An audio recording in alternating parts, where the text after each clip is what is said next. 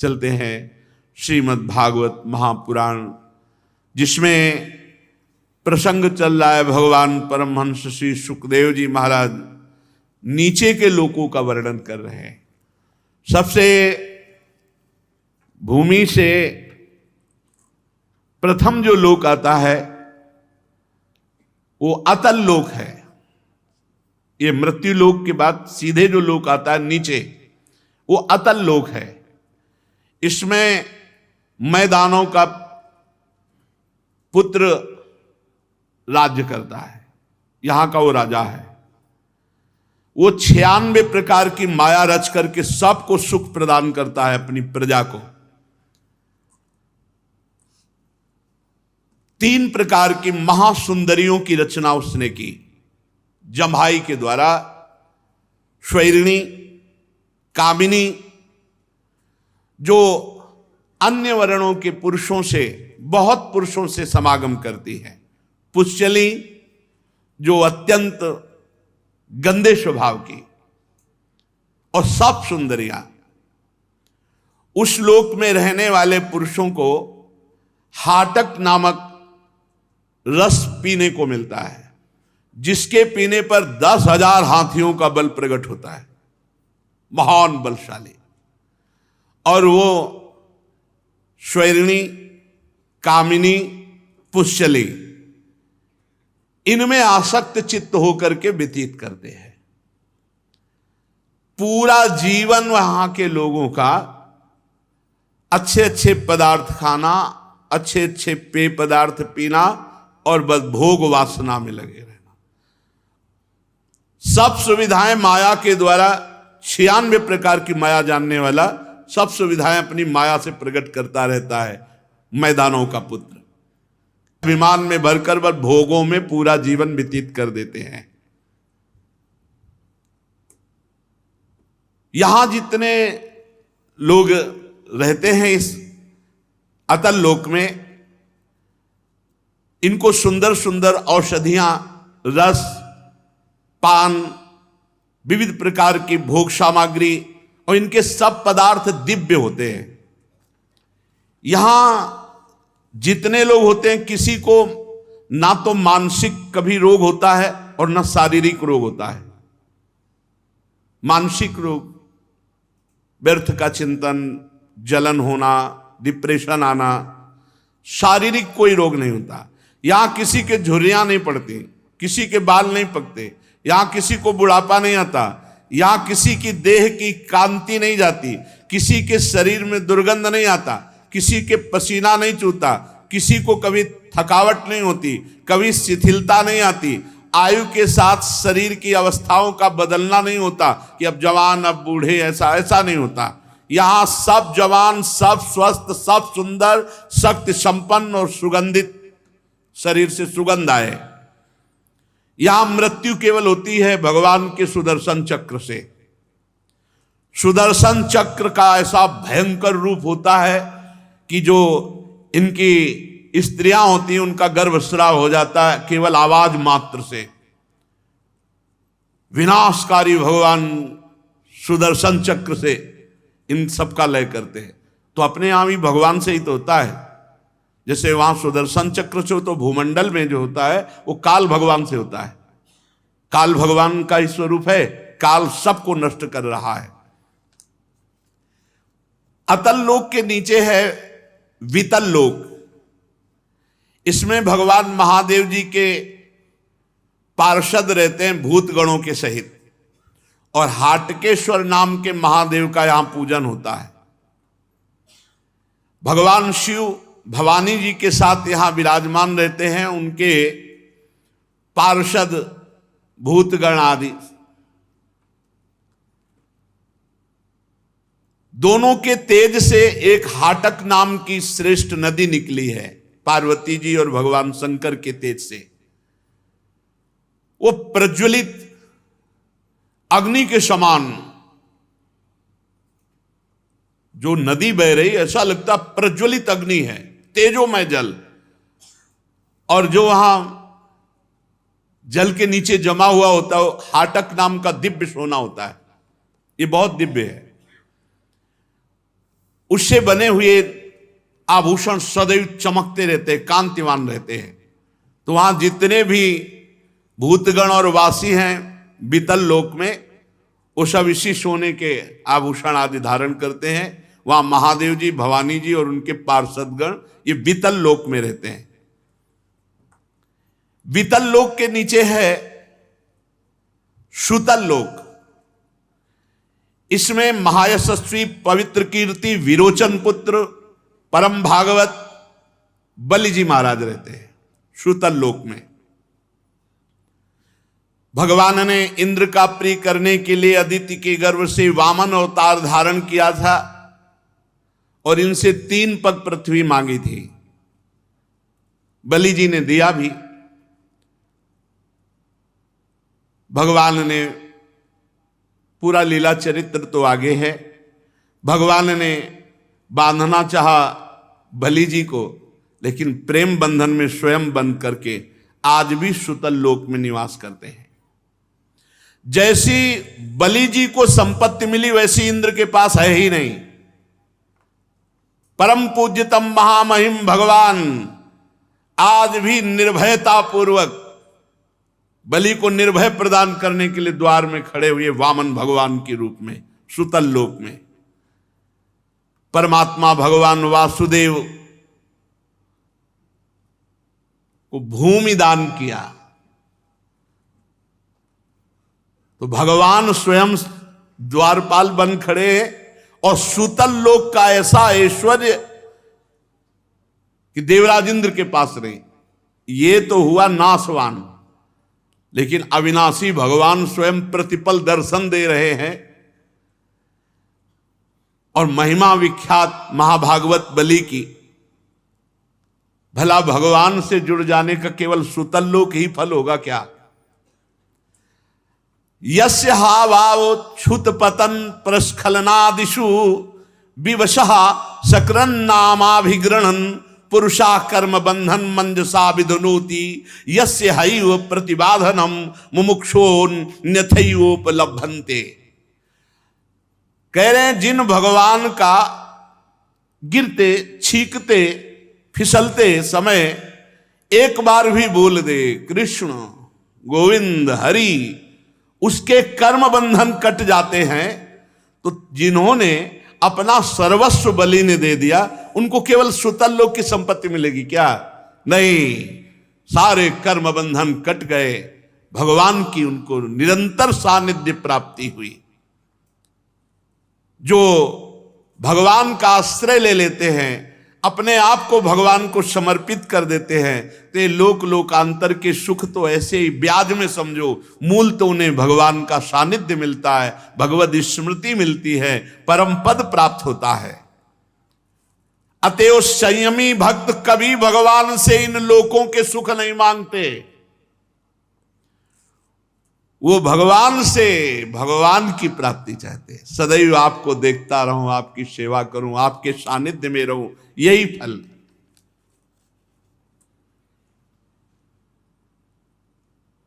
भगवान ने यदि अपने आप को न दिया होता और केवल ये सुतल लोक का मायामय ऐश्वर्य दिया होता तो हमें लगता कि भगवान ने ठीक नहीं किया, क्योंकि विस्मृति कराने वाले भोग दे दिए। लेकिन ये देने पर भगवान द्वारपाल बन करके वहीं विराजमान हुए। हर समय बलि जी महाराज भगवान का दर्शन करते हैं।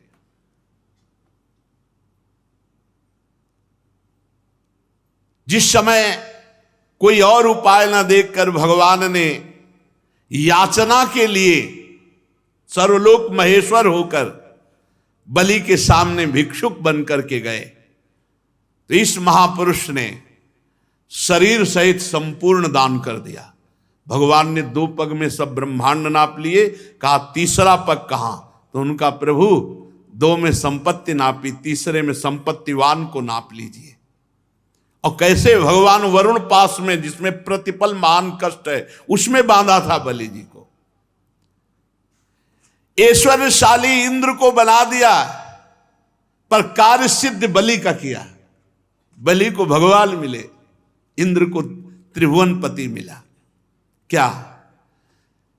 इसलिए बुद्धिमान वही है जो भगवान का भजन करके भगवान की भक्ति मांगे, भगवान का भजन मांगे, भगवान की दास्ता मांगे, भगवान से भोग सुन के ना मांग ले। इस नया स्वप्न है, ये कुछ नहीं।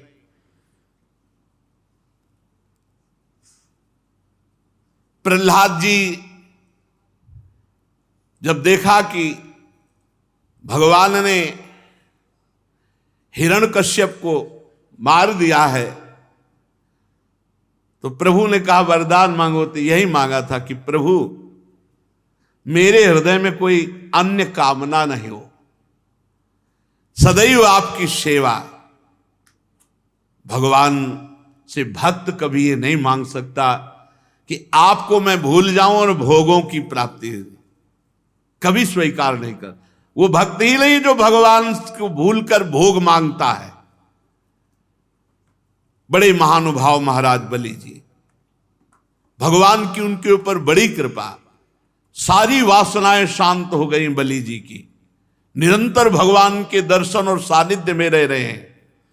इनका चरित्र आगे अष्टम स्कंध में आएगा। भगवान आज भी हाथ में गदा लिए सुतल लोक में राजा बलि के द्वार पर खड़े रहते, द्वारपाल बले।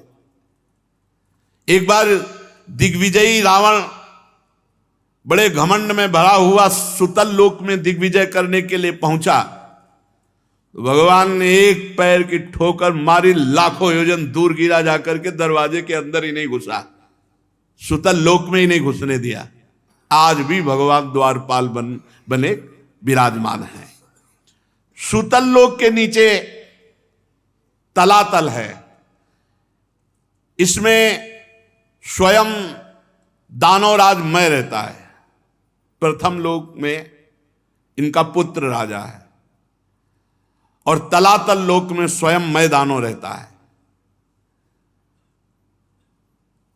तीनों लोकों को शांति प्रदान करने के लिए भगवान शंकर ने ये जो 3 पुर बनाए हुए थे मैदानों ने, उनको भस्म कर दिया था। आज भी वहां छुप करके रह रहा है। पूरा शासन है तलातल राज्य में इसका। वो परम मायावी, मायावियों का परम गुरु है और महादेव जी इस पर बहुत प्रसन्न भी हैं और महादेव जी के द्वारा वो सुरक्षित है। इसलिए भगवान के सुदर्शन चक्र का भी कोई भय वहां नहीं है, क्योंकि महादेव जी वहां सुरक्षा करते हैं। वहां के निवासी कोई ऐसा नहीं है जो मैदानों के आदर और सम्मान और आज्ञा का पालन न करता हो। वहां जब विनाश होता है तो महादेव जी का ही अपराध करने पर होता है। सुदर्शन चक्र से भी वहां भय नहीं है, क्योंकि महादेव जी द्वारा सुरक्षित है। तो महादेव जी के द्वारा होता है वहां जो विनाश होता है। उसके नीचे महातल में ये सब 1000 फण वाले, अनंत फण वाले, सैकड़ों फण वाले ये सर्प रहते हैं। सर्प लोग समझो महातल। इसमें कद्रु जी से उत्पन्न बहुत से सिर वाले क्रोधवश नामक समुदाय सर्पों का रहता है। कुहक, तक्षक, कालिया, सुषेण, ये प्रधान अनेक फण वाले। यहां केवल विनाश होता है गरुण जी से। गरुण जी से मृत्यु होती जिसकी होती। ये बड़े अपने परिवार के, इनके भी स्त्री पुत्र मित्र कुटुंब परिवार ये सब इच्छाधारी नाग हैं। कोई ऐसे नहीं कि वो फणे फैलाए हुए, पुरुष रूप में भी देव रूप में भी रहते हैं। यहां का नाश होता है भगवान गरुण जी के द्वारा। उसके नीचे है रसातल। रसातल में परिणाम के बड़े दैत्य और सब दानव रहते हैं। यहां निवात कवच, काले, हिरण्यपुरवासी, ये सब महान बलशाली दैत्य रहते हैं। देवता सदैव इनसे भयभीत रहते हैं, ऐसे बलवान हैं। ये जन्म से बलवान महान साहसी होते हैं। रसातल में इनमें आपस में कभी द्वेष नहीं होता। इनका संपूर्ण लोकों पर प्रभाव है। ये डरते हैं तो केवल भगवान श्री हरि के तेज से डरते हैं। निवात कवच काले हिरण्यपुरवासी परिणाम के दैत्य, ये भगवान से ही डरते हैं, दूसरे किसी से नहीं। रसातल के नीचे सबसे पाताल है, वहां भी सर्पलोक ही है। शंख, कुलिक, महाशंख, श्वेत, धनंजय, धृतराष्ट्र, शंखचूड, कंबल, अश्वतर, देवदत्त, ये बड़े भयानक क्रोधी महान विषधारी ये नाग रहते हैं। इस पाताल में वासुकी प्रधान है, यहां के वासुकी नाग प्रधान है। यहां किसी के 5, किसी के 7, किसी के 10, किसी के 100, किसी के 1000 फणों में मणियां दमकती रहती है। पाताल लोक में इन्हीं सर्प मणियों से प्रकाश होता है। पाताल लोक तक तो ये 7 लोक वर्णन हुए। पाताल लोक से 30,000 योजन की दूरी पर भगवान शेष जी विराजमान है। 30,000 योजन नीचे। और इनका नाम संकर्षण है। हजारों मणियां इनके मस्तकों पर दमकती रहती हैं और संपूर्ण भूमंडल जितना आपने सुना नीचे से लेके ऊपर तक सब ये भगवान शेष जी के एक फण में सरसों के दाने के समान रखा हुआ है। एक मस्तक पर ये समस्त ब्रह्मांड भगवान शेष जी के फण पे ऐसे रखा है जैसे किसी की खोपड़ी पे सरसों का दाना रख दे तो पता ही न चले, ऐसे पूरा ब्रह्मांड रखा हुआ है। प्रलय काल उपस्थित होने पर विश्व का संहार करने के लिए नीचे से इनके नेत्र क्रोधवश हो जाते हैं और भ्रकुटियों के तन जाने से 11 रुद्र प्रकट होते हैं साथ में ही, जो 3-3 नेत्र वाले होते हैं। तो भगवान संकर्षण के मुख से ज्वाला विष भई और 11 रुद्रों के तीनों नेत्र खुल जाते हैं और नीचे से जलना शुरू होता, सब भस्म हो जाता है। ये सब हाटक पी करके जो उन्मत्त है तो राख हो जाते हैं। इसलिए वृंदावन में रहने की बात सोचो, अतल वितल की तरफ मत सोच लेना। ये सब नाशवाना ब्रह्म स्तंभ पर्यंतम सर्वम मायामयम जगत सत्यम सत्यम पुनः सत्यम हरिर नामैव केवलम। जो नाम जप कर रहे हैं भगवान के धाम में विराजमान है, महाप्रलय की पवन वहां स्पर्श ही नहीं करती। भगवान संकर्षण बहुत गोरे हैं, बहुत गौर वर्ण के हैं। चरण कमलों के गोल गोल स्वच्छ और अरुण वर्ण नखमणियों की पंक्ति के समान दे दीप्यमान हैं। प्रधान प्रधान भक्तों के सहित अनेकों नागराज अनन्य भक्ति भाव से भगवान संकर्षण के चरणों में प्रणाम करते हैं। तब उन्हें उन नखमणियों में अपने कुंडल कांति मंडित कमनी कपोलों वाले मनोहर मुखारविंदों की मनमोहिनी झांकी होती, उनका मन आनंद से भर जाता है। नागराज की कन्याएं भगवान संकर्षण के चरणों की उपासना करती है। देवता असुर नाग सिद्ध गंधर्व विद्याधर मुनिगण कोई ऐसा नहीं जो भगवान शेष जी की आराधना न करे। वही लक्ष्मण जी के रूप में है, वही बलराम जी के रूप में है। भगवान संकर्षण के नेत्र निरंतर प्रेम मद से टपकते रहते हैं, नेत्रों से आंसू टपकते रहते हैं और वो भगवान के चिंतन में प्रेम में विह्वल रहते हैं। और जब बड़े बड़े सनकादि ऋषि एकत्रित होते हैं तो वे भगवान की महिमा का गायन करते हैं।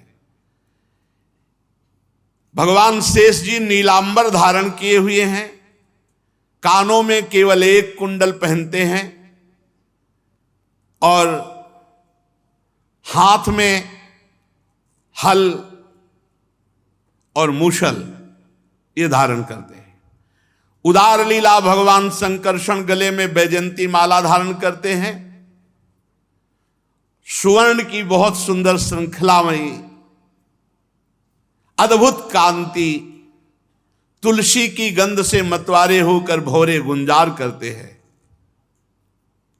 इस प्रकार भगवान अनंत महामहात्म श्रवण और ध्यान करके मुमुक्षुओं को मोक्ष प्रदान करते हैं, कर्म वासना की ग्रंथि का भेदन कर देते हैं। ब्रह्मा जी, नारद जी सब भगवान संकर्षण की महिमा का गान करते हैं। चाहे भोग चाहे मोक्ष चाहे, एकमात्र भगवान की ही आराधना करनी चाहिए। श्री परीक्षित जी ने पूछा कि प्रभु, ये मनुष्य को नीची ऊंच योनियां क्यों प्राप्त होती हैं, गतियां क्यों प्राप्त होती हैं, दुख क्यों प्राप्त होता है? हमने सुना है नरक की भी प्राप्ति होती है। तो श्री सुखदेव जी ने कहा, राजन, ये जो तुम लोक लोकांतर में उत्तम मध्यम नीच गतियां देख रहे हो, ये इसलिए होती हैं कि सतोगुण, रजोगुण, तमोगुण 3 प्रकार के गुण हैं, और इन्हीं गुणों के अनुसार कर्म होते हैं, और कर्मों के अनुसार विभिन्न गतियां होती हैं, और हर कर्म का फल भोगना पड़ता है। कोई भी कर्म भोगना पड़ेगा, सबको भोगना पड़ेगा। कर्ता को अपने कर्म का फल भोगना ही पड़ेगा। तो जब कोई रजोगुणी तमोगुणी प्रधान वृत्ति वाला हो जाता है तो उससे पाप कर्म बनता है, और पाप कर्म का फल उसे नरक में भोगना पड़ता है। और हजारों तरह की नरक गतियां हैं, उनको भोगना पड़ेगा। तो परीक्षित जी ने कहा, भगवान, अभी तक तो आपने बताया ऊंची नीची गतियां, नरक, ये नरक कहां है? पृथ्वी में ही भोगना पड़ता है या त्रिलोकी के भीतर बाहर कहां है नरक? है भी कि केवल कहा ही जाता है? परीक्षित जी ने पूछा, है भी ये कहां है, नरक है कहां? श्री सुखदेव जी महाराज ने कहा, राजन, ये त्रिलोकी के भीतर ही है। ये पृथ्वी से नीचे जल के ऊपर दक्षिण दिशा में विराजमान है। ये पृथ्वी लोक में दक्षिण दिशा में पृथ्वी से नीचे जल के ऊपर विराजमान है। उस नरक लोक में सूर्य भगवान के पुत्र पितृराज भगवान यमराज का शासन है, और वो अपने यमदूतों के साथ, यमगणों के साथ रहते हैं।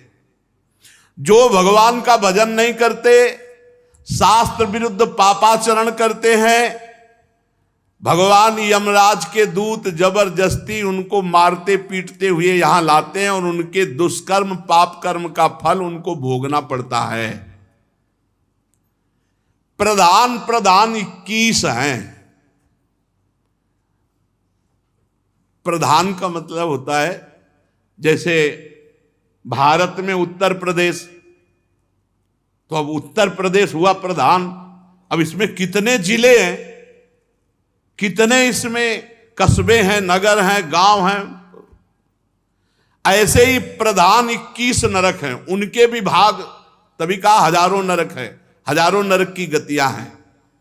श्रुतया सहस्त्रशः प्रधान नरक, ये ऐसे जैसे प्रदेश का ऐसे हैं ये। तामिस्त्र, अंध तामिस्त्र, रौरव, महारौरव, कुंभीपाक, कालसूत्र, 80 पत्रवन, सूकरमुख, अंधकूप, क्रमी भोजन, संदंस, तप्त सुरमी, वज्र कंटक, सालमली, वैतरणी, पूयोद, प्राणरोध, विशसन, लालाभक्ष, सारमे यादन, अवीची, अयहपान, क्षार करदम, रक्षोगण भोजन, शूल प्रोत, दंद सूक, अवट निरोधन, पर्यावर्तन, सूचीमुख। 28, 21 वो प्रधान, 7 ये, 28 ये प्रधान हैं। जैसे एक जेल है और उसमें किलोमीटरों में है और उसमें कहीं अलग अलग अलग सब, तो ऐसे ही एक नरक में हजारों नरक, प्रधान ही 28 है। अब इनमें कौन कहां ले जाया जाता है? जो पुरुष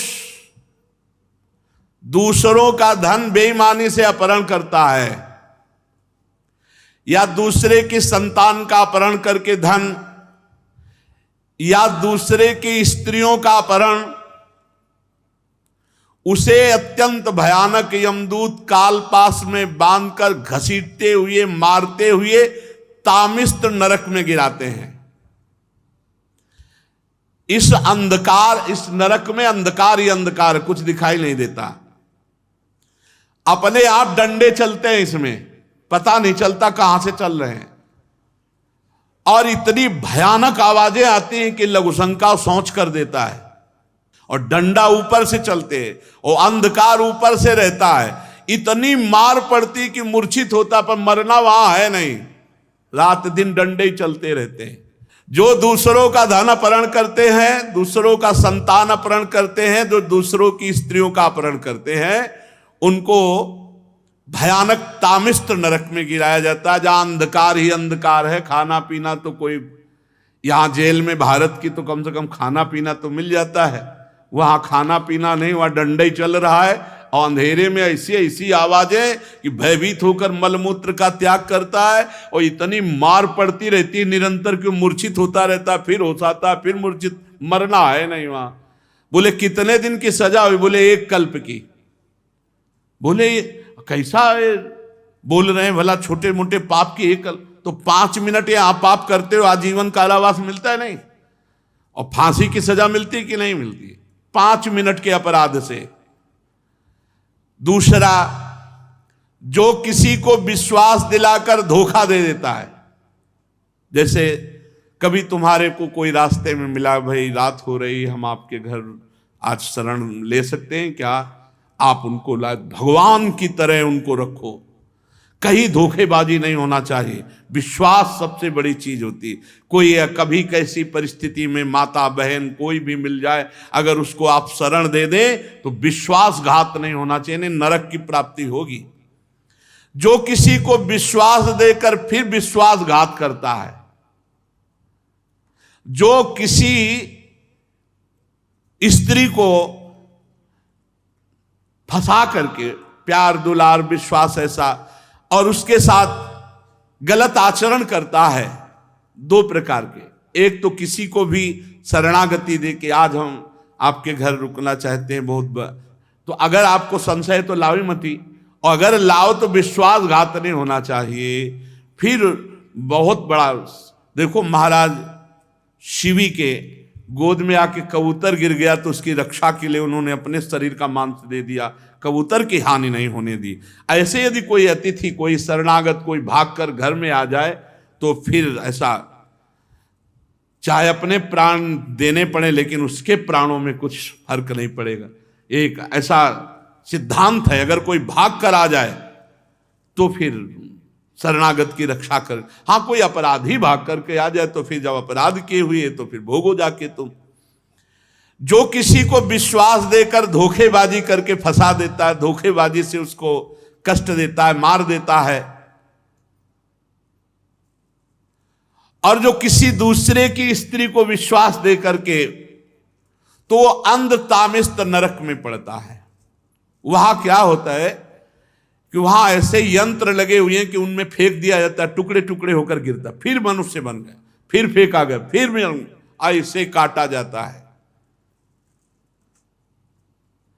इतनी भारी दुखमयी वेदना होती है कि सब सुध बुध खो बैठता है। इसीलिए इसका नाम अंध तामिस्त नरक है। इसमें भारी कष्ट ही कष्ट है विश्वासघाती पर स्त्री गमन करने वाले को। और यहां इस लोक में जो शरीर का अभिमान करके कि मैं बलवान, मैं धनवान, मैं ऐसा, और दीन दुखियों को सताता है, द्रोह करता है, बहुत ही नीच प्रवृत्ति आ जाती जब अहंकार उत्पन्न हो जाता है, बहुत नीच प्रवृत्ति। जो मैं अहंकार से मैं धनी हूं, बलवान हूं, बुद्धिमान हूं, आदि आदि से दूसरे प्राणियों को कष्ट देता है, द्रोह करता है और दूसरों से छीन छीन करके विलासिता, सबको होश में रहना चाहिए। जब ये ऐसे लोग शरीर छोड़ते हैं तो ये अपने पाप के कारण रौरव नरक में गिराए जाते हैं। जो अहंकारी, जो दूसरे के धन, दूसरे की वस्तुएं, दूसरों को द्रोह करना, दूसरों को कष्ट देना, ऐसे लोग रौरव नरक में गिराए। इस नरक में जीवों को भयानक कष्ट दिया जाता है।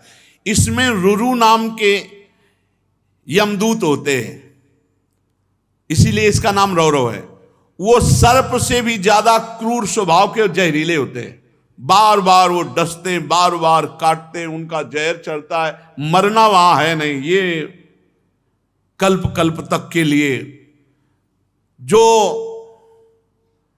अपने पति को छल पूर्वक फंसाकर और दोपर पुरुष से रति करना, अपने पति की हानि करा देना, मार देना या उससे छल करना, और दूसरे तो 100 कल्प तक रौरव नरक पड़ते हैं। पतिवंचक परपति रति करई, रौरव नरक कल्प सत पर है। ये खिलवाड़ नहीं, बहुत होश में जीवन व्यतीत करना चाहिए। इसके आगे एवमेव महारौरव यत्र निपतितम पुरुषम क्यव्रादा नाम रुरुवस्तम क्रव्येण घातयंती या केवलम देहम भरा। ये जो दूसरों का मांस खाते हैं अपने शरीर के पोषण के लिए, जो किसी की परवाह नहीं करते, मनमानी पापाचरण करते हैं, धीरे धीरे बुद्धि भ्रष्ट हो जाती है। जब भगवान शास्त्र का भय नहीं रहता ना, तो बुद्धि भ्रष्ट हो जाती है। ऐसे लोगों को महारौरव नरक में डाला जाता है, महारौरव नरक में, और वहां इन्हीं का मांस काट काट के इनको खवाया जाता है। अब खाओ, अब वहीं खवाया जाएगा तुम्हें, भोगोगे। महारौरव तैयार रहे, जो मछली, मुर्गा, बकरा, सब अंडा, महारौरव के लिए टिकट है पक्की। अब तुम्हें लग रहा कहां है तो देख लेना, यहां फोन से बातचीत तो होगी नहीं तो तुम्हें सबको पता हो जाए कि हाँ होता है। नरक में क्या स्वागत होता है, अगर वो पता चले ना खुले सबको, तो सब होश में हो जाए। भगवान का खेल ऐसा है। कच्चा जिंदा मांस उसका काटा जाता है, इसे काट काट के उसी को खवाया जाता है, महारौरव। और ये एक प्रक्रिया चलती रहती बराबर। फिर जो क्रूर मनुष्य पक्षियों को, पशुओं को भूंजता है, राक्षस प्रवृत्ति इतनी बढ़ जाती, तुम्हें कैसे बताएं। ये जो अपना पेट पालने के लिए अशुद्ध भोजन जीवों को भूंजते हैं, हृदयहीन राक्षसों से गए बीते इन लोगों को कुंभीपाक नरक में ले जाया जाता है। कुंभीपाक नरक में जानते हो क्या है? बड़े बड़े कड़ाह में खौलते हुए तेल में पकोड़े की तरह डाल दिए गए। अब जलते रहो 1000 वर्ष, 2000, कितना समय, जितना दंड दिया, मरना वहां है नहीं, और कष्ट यहां से ज्यादा होता है। इससे भी सुकोमल शरीर होता है यातना देह, जो हमें नरक में मिलता है। बहुत खान पान के लिए भाई प्रार्थना है, बहुत सावधानी से, क्योंकि बुद्धियां पवित्र हैं नहीं बनाने वालों की। उनका उद्देश्य केवल, अच्छा अब आपको बनी बनाई जलेबी बढ़िया दिखाई दे रही गर्मा गर्म, लेकिन कैसे तेल में बनाई गई है, कैसा मैदा है, बनाने वाले के हाथ कैसे थे, उसका विचार कैसा है, अब ये सब बुद्धि में नहीं रह गया है, नहीं रह गया है। आज का जो नया समाज है उसको होटल पसंद है, बाहरी भोजन पसंद है, घर की तो पसंद है नहीं। स्वधर्म का त्याग प्रतिपद होता चला जा रहा है। अपने धर्म को समझ ही नहीं रहे कि हमारा धर्म क्या। अरे धर्म से मतलब क्या रह गया? जितना हमारा मनमानी आचरण बिगड़, ये नरक पहुंचाएगा।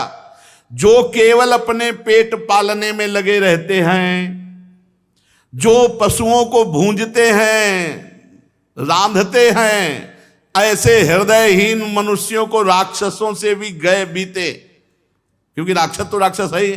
कुंभी पाक नरक में ले जाते हैं और तेल में खौलाते हुए तेल में पकाते हैं। अब वहां कोई सुनने वाला तो है नहीं, जैसे तुमने नहीं सुना, छोटे छोटे जीव हैं उनको सब ऐसे। जो मनुष्य, ध्यान से सुनो, अपने माता पिता को पीटता है, अपमानित करता है, वयोवृद्ध उनकी सेवा नहीं करता, तिरस्कार कर देता है, घर से निकाल देता है, वैष्णवों का विरोध करता है, ऐसे दुष्ट को काल सूत्र नरक में ले जाया जाता है। काल सूत्र, अलग अलग जैसे जेलें है ना, ऐसे नरक है। ये 10,000 योजन का घेरा है, 10,000 योजन का, और इसकी भूमि तांबे के समान है, और आग जैसे तपती, ऐसे तपती हुई, और ऊपर से आग फेंकी जाती है, जैसे उस नीचे वो भूमि जल रही, आग जैसी, तांबे जैसी भूमि, एकदम लाल आग पकी हुई, और ऊपर से आग के अंगारे डाले जाते हैं। अब नीचे से वो आग, ऊपर से वो आग, और 10,000 योजन भूमि लंबी है। अब उसी में दौड़ता रहता। अब कितने वर्ष का सजा दी गई? कौन? जो अपने माता को थप्पड़ मारता है, पिता को। बहुत ये बूढ़े माता पिता भगवान का स्वरूप है, इनको ऐसा ना करे, इनको कष्ट ना दे। अरे तुम्हें पाला पोसा है भाई, तो कम से कम आरती पूजा ना कर सको, ऐसे तो करना चाहिए। नित्य माता पिता की आरती, और भगवान की करो, आरती ना करो, माता पिता की कर लो। उनको नहलाओ धुलाओ, कपड़ा लत्ता पहनाओ, खवाओ पियाओ, मेहनत करके भगवान के मंदिर भले अगर नहीं कभी गए तो भी भगवान की प्राप्ति हो जाएगी। क्योंकि घर में मातृदेवो भव पितृदेवो भव, इसका प्रमाण है। विट्ठल भगवान स्वयं चल करके आए थे पुंडरीक जी के घर, माता पिता की सेवा करने वाले। माता पिता मातृदेवो भव पितृदेवो भव। बहुत सावधानी से मनुष्य जीवन, जो अपने माता पिता का अपमान करते, मारते, पीटते, वयोवृद्ध अवस्था में सेवा नहीं करते, ऐसों को काल सूत्र नरक में गिराया जाता है। अब वहां पापी जलता हुआ भागता है 10,000 योजन की भूमि, सब जलने वाली भूमि। सोचो कैसा, इतनी बेचैनी, इतना ना कहीं खड़ा हो सकता है, कभी लौटता है, कभी भागता है, कभी छटपटाता है, दौड़ता है। उस नर पशु के जितने रोम होते हैं उतने 1000 वर्ष तक उसे भोगना पड़ता है काल सूत्र नरक में, जो वैष्णवों को, ब्रह्म ऋषियों को दुख देता है, माता पिता को मारता पीटता है। ऐसा आगे कह रहे, जो पुरुष किसी भी प्रकार की आपत्ति ना आने पर अपने वर्णाश्रम धर्म को छोड़कर दूसरे धर्म का आचरण करता है, वैदिक मार्ग को छोड़ देता है, और जो पापी पाखंड पूर्ण जीवन बिताता है, पाखंड जो है नहीं उसको दिखावा करके मनमानी आचरण, जो वैदिक शास्त्रीय सिद्धांत को छोड़कर मनमानी आचरण करता है वो पापी, और जो पाखंडी है, पाखंड का वो पाप। इन 3 पापियों को, 3 प्रकार के पाप करने वालों को अश्री पत्रवन नामक नरक में डाला जाता है, जहां यमराज के दूत जैसे कांटे होते हैं ना, ऐसे कोड़े होते हैं, ऐसे कोड़ों से पीटते हैं। और वो इतना चिल्लाता, रोता है, इधर उधर दौड़ता है, तो वहां आसपास तलवार जैसे ऐसे लगे हुए, उनसे अंग उसके कटते हैं, कोड़े से मारा जाता है, बार बार मारा जाता। वो कहता है हाय मैं मरा, हाय चिल्ला, ऐसे चिल्लाता रहता है। धर्म छोड़कर पाखंड मार्ग में चलने वाले पाखंडियों को यही दंड मिलता है, कुकर्मियों को यहां अपने कर्म का फल भोगना पड़ता है। हे राजन, जो इस लोक में राजकर्मचारी पद पर होकर राजा, न्यायाधीश या बड़ा पदाधिकारी होकर निरपराध मनुष्य को दंड देता है और अपराधी को छोड़ देता है धन के बल पर,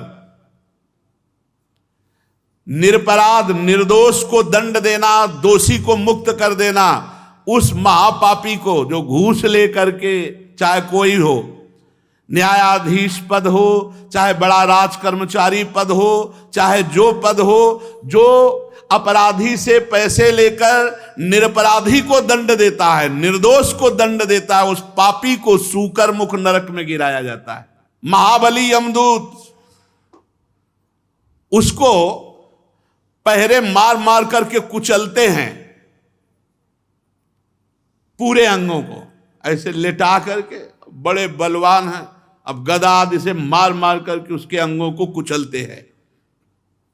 यहां जैसे निरपराध आदमी रोता रहता है कि हमारा कोई अपराध नहीं है, लेकिन पैसा मिल चुका है इसलिए अपराधी को बचाव पक्ष में। इसीलिए एक बार एक वकील साहब वो बोले कि भाई हमको तो ऐसा करना पड़ता है, ये हमें सिखाया गया है। तो फिर हमने प्रार्थना की कि बुरा ना लगे, आपकी बहन के साथ कोई गलत करे और फिर इसके बाद आपको पता चले कि ये गलत आदमी है और फिर आपको पैसा दे, आप छोड़ा दोगे उसे?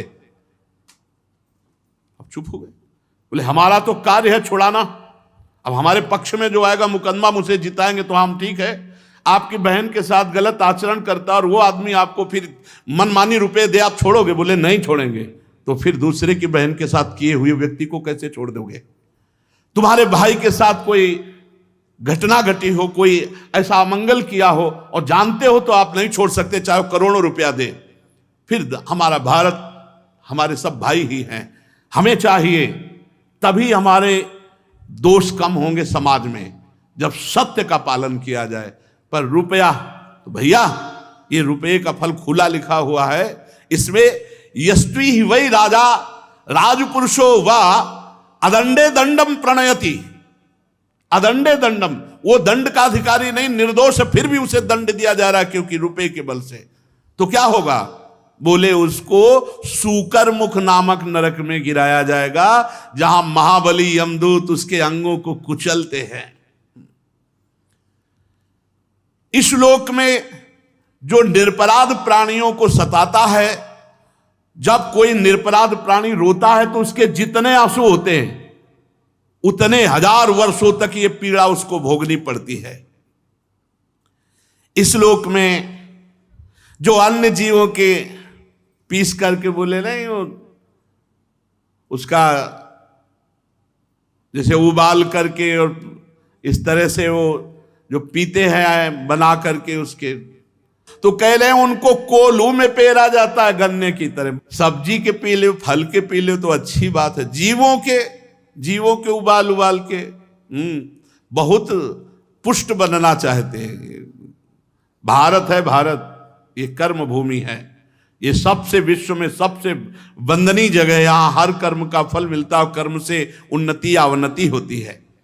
यहां जो लोक में अन्य जीवों को, प्राणियों को ऐसे उबाल करके वैसे, तो वहां गन्ने के समान कोल्हू में पेरा जाता है, लगा दी गई खोपड़ी, चीख रहे, मरना वहां है नहीं, उधर निकले फिर इधर लगा दिए, ये ड्यूटी चलती रहती। यमदूत अनंतों हैं, वहां अनंतों हैं।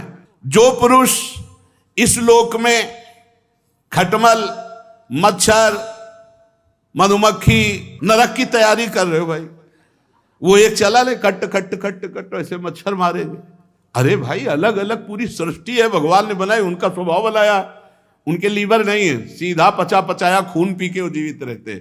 उड़ा दो जान से, उसको मार ही दिया एकदम। जो खटमल को, मच्छर को, जैसे बिच्छू है, सर्प, आप इनको हटा दीजिए, थोड़ी देखा तो मार ही दो, मारने के लिए आदेश नहीं, हटा दीजिए, उनको दूर हटा दीजिए। अब मच्छर ऐसे हटा दे उड़ जाएंगे।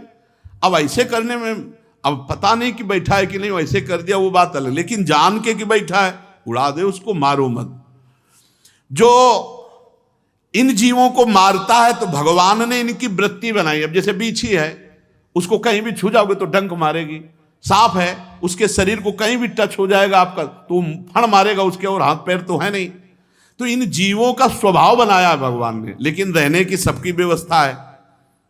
ऐसा नहीं है कि, तो जैसे खटमल है, मच्छर है, छिपकली है, बिच्छू है, सर्प है, भगवान ने इनका स्वभाव बनाया है। आप मनुष्य विवेक के द्वारा अपनी रक्षा करो, आप इनको मारो नहीं कि घर की छिपकली निकालियो, मार, उनको मार के फेंक दिया, सांप देखा मार दिया, बिच्छू, ये मारने के लिए थोड़ी आदेश है, आपको मारने का अधिकार नहीं है। आप इनसे अपने आप को बचा लीजिए। भगवान ने उनकी ऐसी वृत्ति बना दी है, उनको ये थोड़ी महसूस होता है कि हमारी इस चेष्टा से दूसरे को कष्ट हो रहा है, उनको महसूस नहीं होता। किंतु मनुष्य को भगवान ने बुद्धि दी है, उसको पता है कि इसको कष्ट दे रहे हैं हम, तो इसलिए पशु, मृग, पंछी, सांप, मच्छर, जूं, खटमल, मक्खी, जितने भी जीव हैं इनसे द्रोह मत करो, अपने को बचा लो। और जो इनसे द्रोह करता है, इनको मारता है, तो उसको फिर इस नरक की प्राप्ति होती है। इसका नाम है अंधकूप नरक। इस अंधकूप में छोड़ दिया गया। अब यहां बड़ी विषैली गैस है, अंधकार है, बस उसी में पाओ। जितने जीव मारे हैं ये सब वहीं मिलेंगे। अब वहां मार सकते नहीं, तो इतना काट रहे हैं, क्योंकि वो सब यमदूत हैं, भगवत पार्षद। वो मरने वाले तो है नहीं कि तुम्हारे मारने से मच्छर मर जाएगा। वहां बड़े बड़े मच्छर, सुई जैसे उनके मुंह, और अब वहीं अंधकार है और गैस है, सांस लेने में परेशानी, बहुत कष्ट। जो मनुष्य इस लोक में बिना पंचयज्ञ किए खाता है, पंचयज्ञ वैसे तो बलि वैश्य देव पर अब कोई जानते नहीं, तो इतना तुम समझ लो कि पहली बार जो भोग बने तो श्री भगवान को एक थाली में निकालो, एक रोटी गाय को निकालो, और एक रोटी ऐसी जगह टुकड़े डालो जहां पक्षी, कौवा आदि ये सब चुन ले।